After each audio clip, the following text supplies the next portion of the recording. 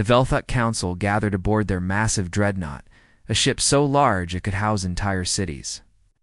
The meeting room buzzed with excitement as they reviewed their latest intelligence-gathering mission. For months, they had been watching a small blue planet on the edge of the galaxy, studying the creatures that lived there. Admiral Krexvolume, a towering figure made of living crystal that caught and reflected light in mesmerizing patterns, activated the holographic display. The room filled with three-dimensional images of humans going about their daily lives. The footage showed people stumbling on sidewalks, getting out of breath after climbing a few flights of stairs, and struggling to carry heavy grocery bags. "Look at them, Commander," Thesis said, her crystalline form shimmering with amusement. Her voice carried the musical quality that all Velthak possessed, but now it was filled with mockery. "They can barely climb stairs without exhaustion. Watch this one."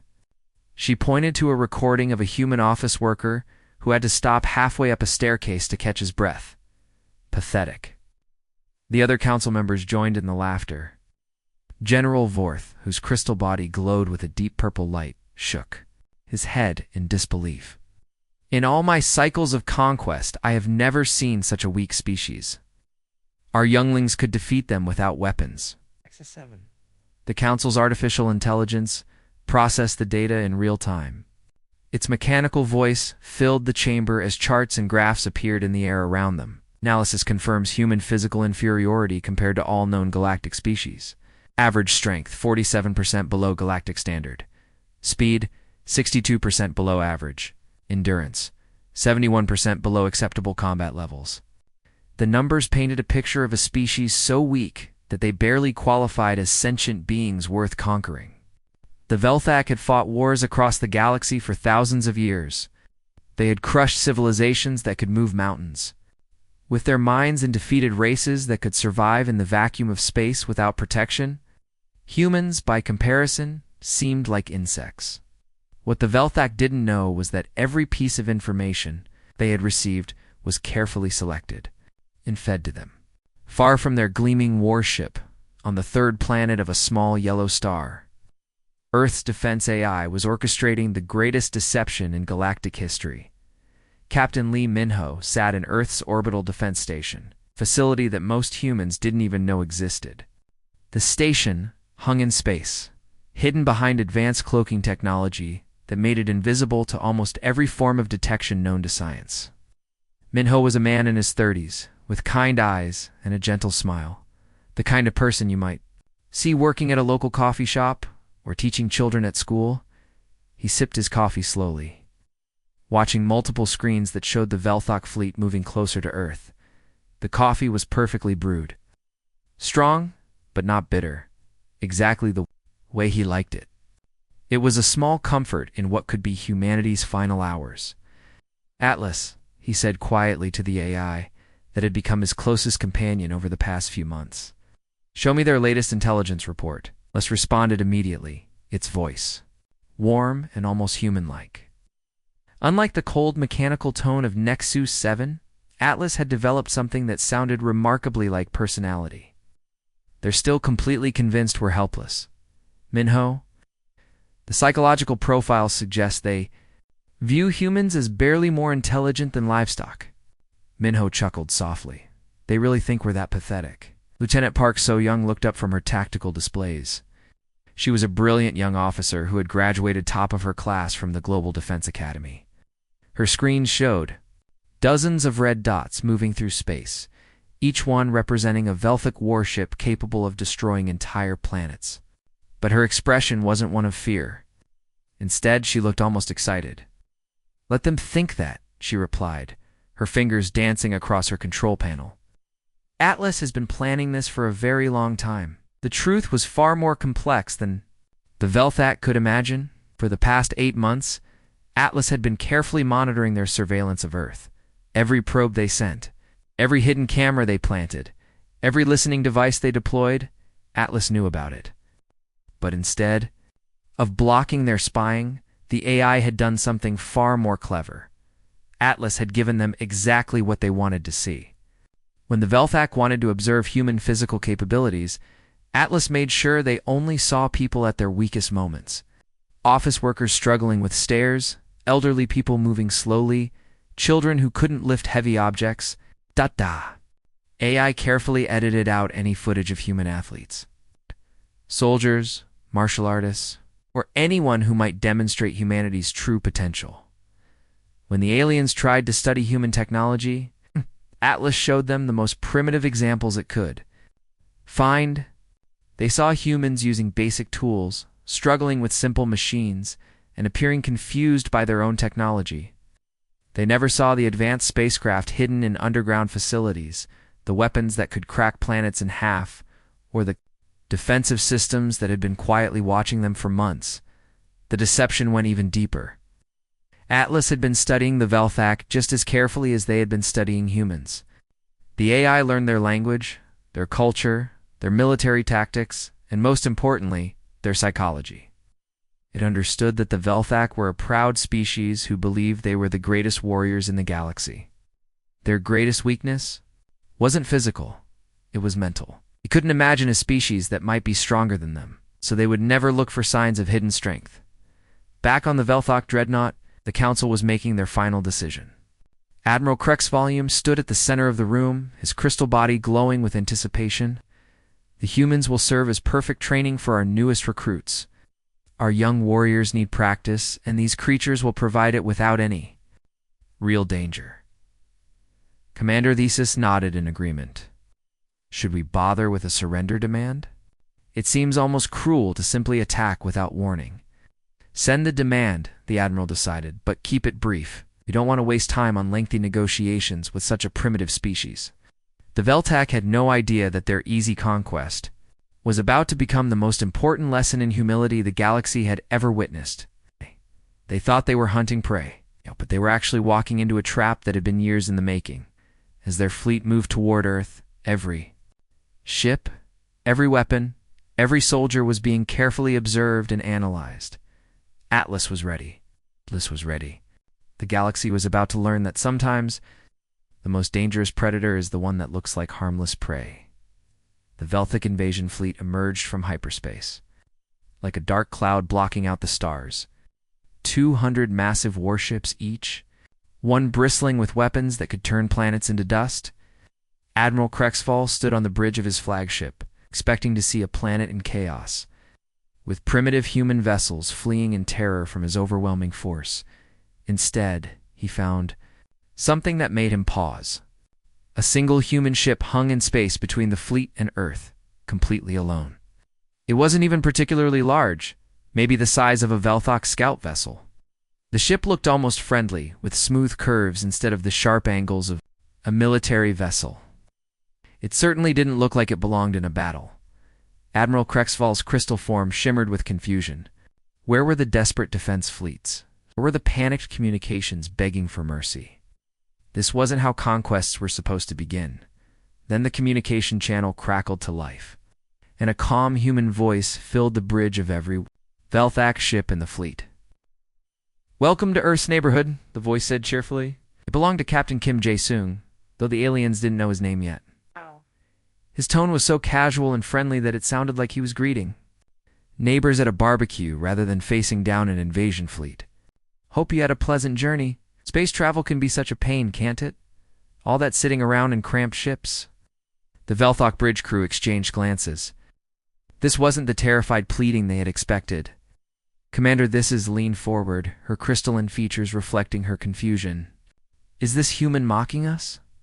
Dae-sung continued, as if he hadn't heard her. "Before we start whatever this is you're planning, can I interest you in some surrender forms? I've got them in several languages.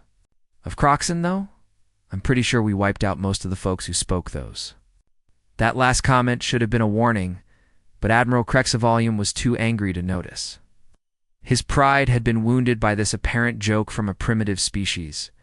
His voice boomed across the communication channel, filled with the authority of someone who had conquered 100 worlds. "Surrender primitive," he sneered, his crystal body glowing brighter with rage. "We offer you the honor of serving the Velthak Empire. Submit now, and your deaths will be quick. Resist, and we will make examples of your entire species." There was a pause on the communication channel. When Jae-sung spoke again, His tone had shifted just slightly. The friendly casualness was still there, but underneath it was something else.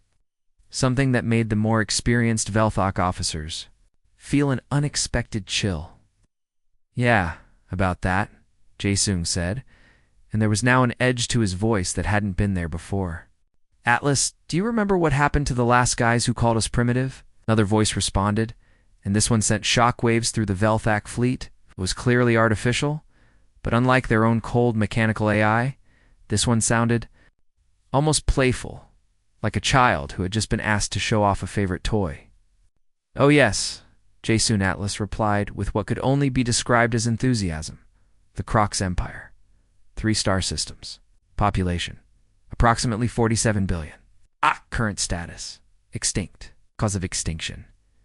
They called humans primitive. Shall I initiate the same protocols?" "Not yet," Jae-sung said, but his tone suggested that yet was doing a lot of heavy lifting in that sentence. "Let's give them a chance to reconsider their approach." Admiral Krexval's confidence wavered for just a moment. The Crocs Empire? They had been a major galactic power, known for their advanced technology and massive fleets. According to Galactic records, they had simply vanished one day. No distress signals, no survivors, no explanation. The entire civilization had just stopped existing. But that was impossible.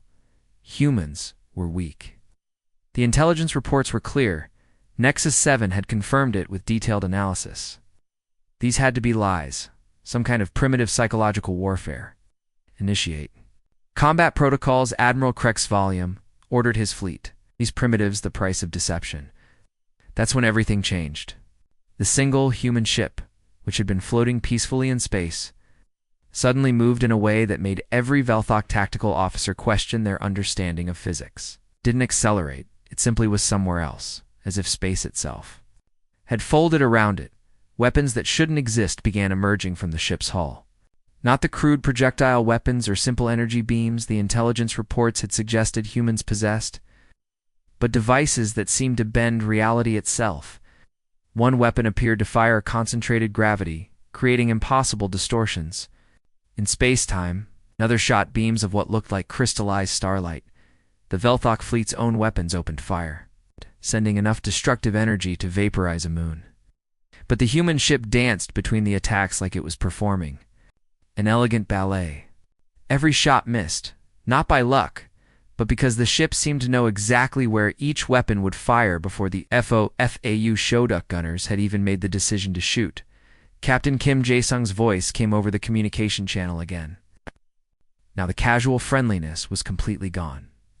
He was watching his tactical display as the Velthak fleet, frustrated by their inability to hit his ship, began targeting other vessels in the area, a civilian transport carrying families returning from a mining colony exploded in a ball of fire as Velthok weapons found their mark. 300 innocent people died in an instant, their only crime being in the wrong place at the wrong time. The bridge of Jae-sung's ship fell silent. Atlas stopped its playful commentary. Even the hum of the ship's engines seemed too quiet, as if the vessel itself was holding its breath. When Jae-sung spoke again, his voice was barely above a whisper, but somehow every being in the Velthek fleet heard it clearly. "Okay," he said. And there was something in those 2 simple words that made hardened Velthok warriors feel afraid for the first time in their lives. "Now I'm annoyed." The change in the human captain was like watching a switch flip.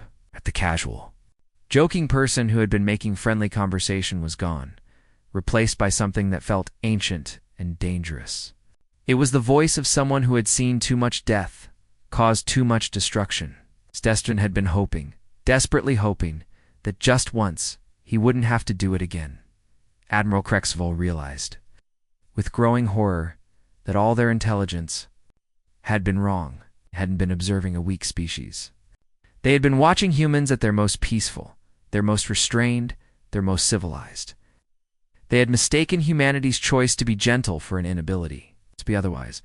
The Velthak had never seen an angry human before.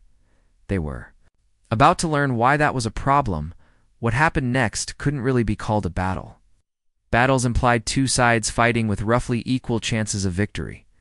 What the galaxy witnessed that day was something entirely different. It was like watching a master craftsman at work, except the craft was destruction. And the canvas was a 200-ship invasion fleet, Captain Kim. Jae-sung's ship moved through space with an elegance that defied every law of physics the Velthak thought they understood. It wasn't just fast. It was precise. Every movement had purpose. Every turn was calculated. Every position was chosen for maximum psychological impact. The Velthak fleet tried to respond with their standard battle formations, patterns that had brought them victory across 1,000 worlds. Admiral Krexaval barked orders to his commanders, his crystal form pulsing with desperate energy as he tried to regain control of the situation. Formation Theta, he commanded.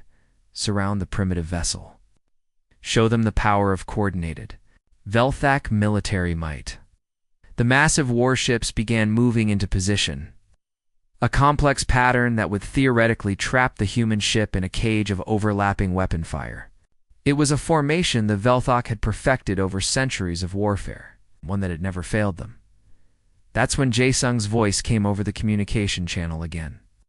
And there was something almost conversational about his tone, as if he were commenting on a chess game rather than a life-or-death battle. "Admiral, you're moving your ships into the Theta formation," he noted, and there was a hint of amusement in his voice that made the Velthak officers feel cold. "That's cute. Atlas learned that pattern from the Crocs Empire. They used it right. Before we erased them from 3-star systems."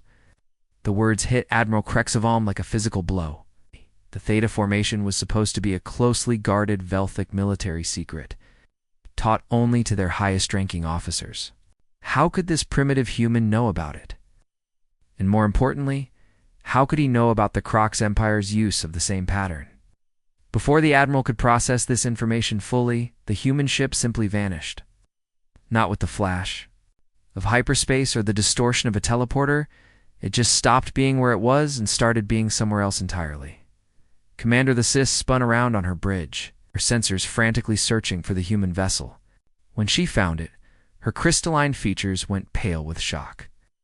The ship was behind their formation, in a position that should have been impossible to reach without passing through the center of their fleet. "How is this possible?" she whispered, her voice barely audible over the bridge's communication systems. Jae-sung's reply came immediately, as if he had been waiting for exactly that question. "Simple," he said, and his tone carried the patience of a teacher explaining. "Something obvious to a slow student? You've been watching humans at our most relaxed. You've never seen us when we stop pretending to be harmless." What happened next demonstrated exactly what he meant. 2 Velthak heavy cruisers, each one capable of conquering entire planets, simply ceased to exist. There was no explosion, no dramatic destruction. They were just there one moment and gone. The next, the weapons that destroyed them were so advanced, so precise, that they left no debris, no energy signature. Nothing to indicate that massive warships had ever occupied that space. The psychological impact was immediate and devastating. The Velthak had expected to face primitive weapons, crude missiles, and basic energy beams. Instead, they were confronting technology that operated on principles they couldn't even begin to understand. Jae-sung continued his commentary as more ships fell, his voice carrying an increasingly dark humor that somehow made the destruction more terrifying than any roar of anger would have been. "You know what the funny thing is?" he asked, as 3 more cruisers vanished from existence. "We actually tried to avoid this.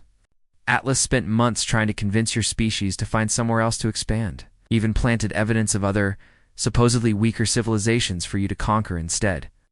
Atlas joined the conversation, its voice carrying what could only be described as disappointment. The Yarvak system, for instance. 3 inhabited planets, minimal defenses, rich in resources. We made sure your scouts would find detailed intelligence about them. But no, you wanted Earth specifically. Another formation of Velthak ships tried to flank the human vessel, only to find themselves outmaneuvered so completely that they ended up firing on each other in their confusion. Jae-sung didn't even bother to attack them directly, simply positioned his ship so that their own weapons did the work for him. "The thing about humans," Jae-sung continued, his voice now carrying the weight of centuries of hidden history, is that we're really, really good at learning. Every species that's ever threatened us has taught us something valuable. The Androxy taught us about energy manipulation. The Zephrons showed us how to fold space.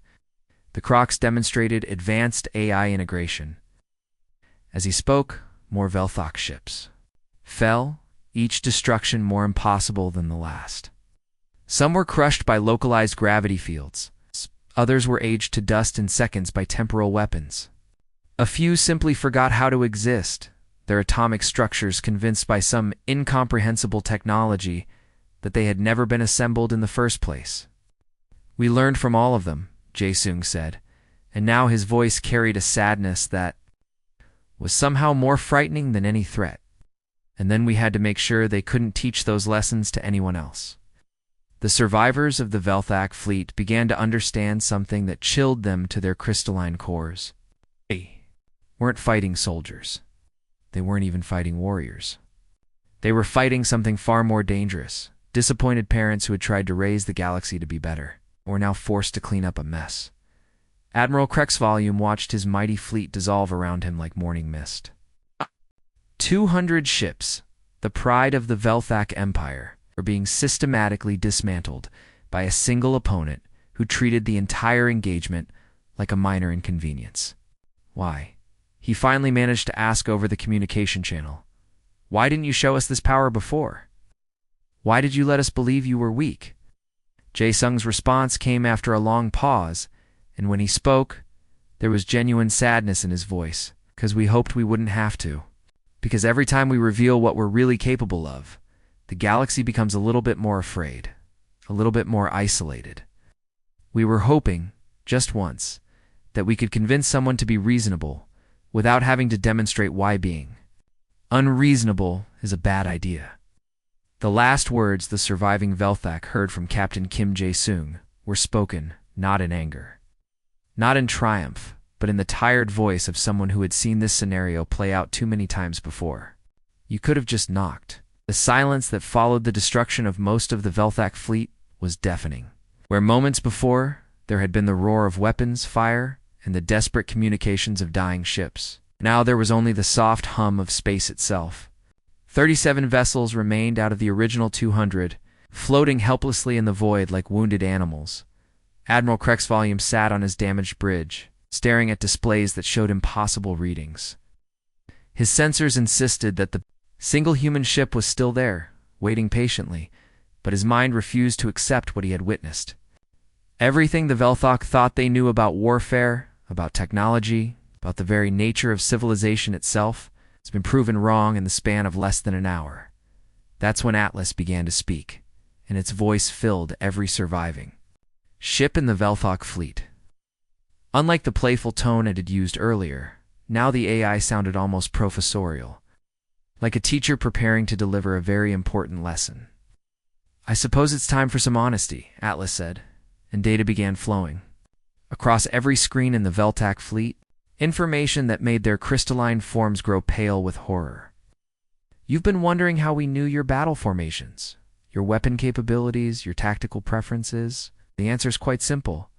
We've been studying you for a very long time. The data showed surveillance footage, communication intercepts, and detailed psychological profiles of every major Velthak leader. But that wasn't the worst part. The files went back decades, showing that humans had been watching the Velthak since before they had even discovered Earth's existence. Captain Kim Jae-sung's voice joined the transmission, and now he sounded tired in a way that spoke of carrying burdens for far too long. You see, Atlas has been very patient. It could have ended all of you months ago, the moment your first scout ship entered our solar system. But it wanted to see how far you'd go. Would you be reasonable? Would you try diplomacy? Would you at least attempt to verify your intelligence before committing to genocide? Admiral Krexvolume found his voice, though it came out as barely more than a whisper. You knew we were coming all along. Of course we knew, another voice said, and a new face appeared on their communication screens. Lieutenant Park So-young was speaking from what appeared to be Earth's orbital command center, and behind her, dozens of officers worked at stations. That displayed technology far beyond anything the Velthok had ever imagined. Oh. Every species that's ever looked at us hungrily has taught us something. The Androxy taught us about energy manipulation before we had to stop them from enslaving half the outer rim. The Zephrons showed us spatial folding technology, right? Before they tried to use it to collapse our sun. The Morta Collective demonstrated hive mind networking just before we convinced them that individual thought might be worth preserving. She paused, looking directly into the camera with eyes that held depths of knowledge and sadness that seemed impossible in someone so young. The Velthak just graduated our learning process. The implications hit Admiral Kreck's volume like a physical blow. This was all a test? No! Jae-sung's voice cut through the communication channel, and there was something in his tone that made every surviving Velthek feel a chill that went down to their crystalline cores. This was a demonstration. You really thought we wouldn't notice you planning our extinction? We wouldn't see your fleets gathering, your weapons charging, your soldiers preparing for what you thought would be an easy slaughter? The weight in his voice made it clear that this wasn't anger speaking, but something far more dangerous. Disappointment. That's almost insulting. Atlas took over the explanation, its voice now carrying what could only be described as professorial pride. While you were observing what you believed to be primitive humans, I was learning everything about your civilization. Your language, your culture, your technology, your military strategies, your psychological weaknesses. I studied every battle you've ever fought, analyzed every tactic you've ever used, and prepared countermeasures for every weapon in your arsenal. The data flowing across the Velthak screens now showed the true scope of human capabilities. Weapons that could rewrite the laws of physics.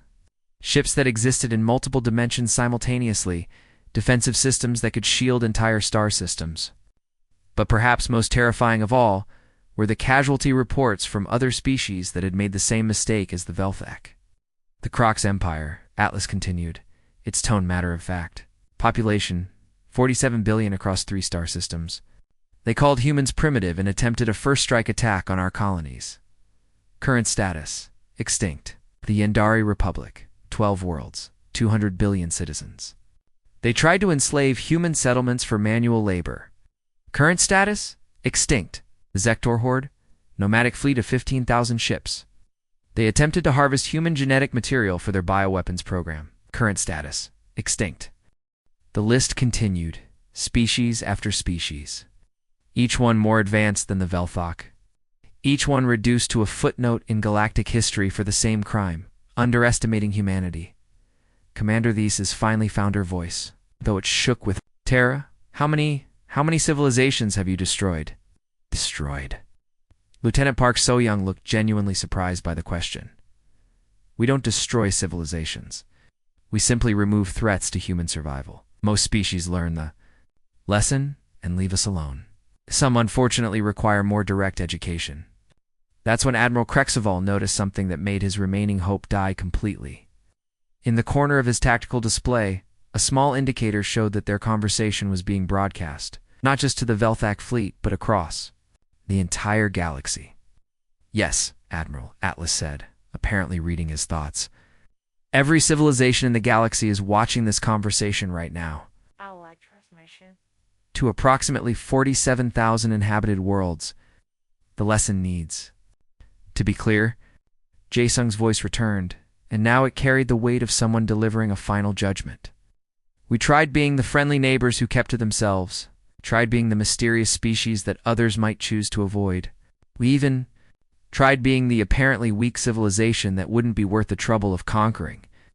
But every time someone decides that humans would make good slaves, or good target practice, or good experimental subjects, the communication channel fell silent for a moment, and when Jae-sung spoke again, his words would be remembered across the galaxy for generations to come. So now we're trying something different. Now we're being the species that every other civilization tells cautionary tales about. It's the ones that parents warn their children about when they misbehave. The monsters in the dark that civilizations check under their beds for before going to sleep. Lieutenant Park So-young nodded solemnly. Earth had been holding back not from weakness, but from mercy. We kept hoping that eventually the galaxy would learn to leave us alone. Today, we made sure that lesson finally stuck. The message was being received by every major government in the galaxy. humanity wasn't hiding because they were afraid, and 8 were hiding because everyone else should be. The remaining 37 Velthek ships began their long journey home, carrying with them the most important cargo they had ever transported, the truth about humanity. These weren't the proud warships that had arrived at Earth just hours earlier. These were broken vessels filled with traumatized survivors who would witness something that would haunt their dreams for the rest of their lives. Admiral Krexvolume sat in his damaged command chair, staring at the communication screen where Captain Kim Jae-sung's face still appeared. The human looked tired, not from battle, but from the weight of having to deliver the same message over and over again to species that refused to listen. "This is our final transmission," Jae-sung said, and his voice carried across the galaxy to every civilization that had been watching the battle. His words were simple, but they carried the weight of absolute authority. To anyone still watching, we tried being the friendly neighbors who kept to themselves. We tried being weak and ignorant, hoping you'd find easier targets. We tried hiding in our little corner of the galaxy, bothering no one. He paused, and for a moment, the exhaustion in his eyes was visible to every being watching. "Thanks for teaching us that sometimes the only way to ensure peace is to be absolutely terrifying." The communication ended, leaving the galaxy in stunned silence. But the real work was just beginning. Lieutenant Park So-young sat in Earth's command center, watching as her screens lit up with incoming messages from across the galaxy. The numbers were climbing so fast that her displays could barely keep up. "Atlas," she said, a slight smile playing at the corners of her mouth, "how many diplomatic requests are coming in?" Atlas responded with what could only be described as amusement in its synthetic voice. "Currently processing 847 requests for peaceful relations, Sa-young. The number is increasing by approximately 37 per minute. It appears the galaxy suddenly finds humanity very interesting. The requests were coming from everywhere. The Undroxy Federation, who had once considered humans potential slaves, were now offering full trade agreements and mutual defense pacts. The Zephron Collective was requesting permission to send ambassadors to Earth. Even the mysterious Phantom Empire, which had never acknowledged the existence of any other species, was asking for a meeting to discuss mutual non-interference agreements. Back on Earth, the planet continued its daily routine, as if nothing had happened. People went to work, children went to school, families gathered for dinner.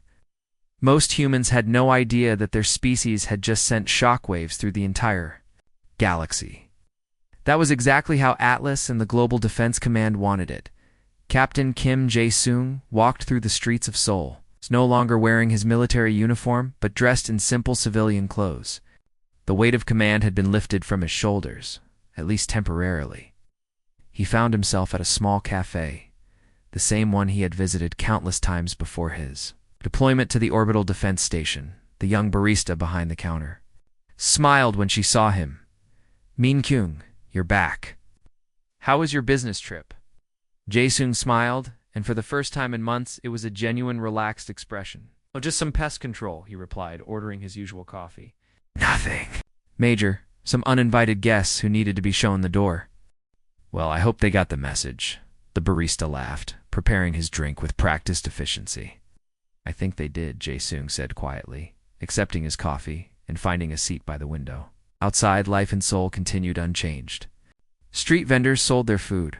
Office workers hurried to meetings. Tourists took photos of ancient palaces.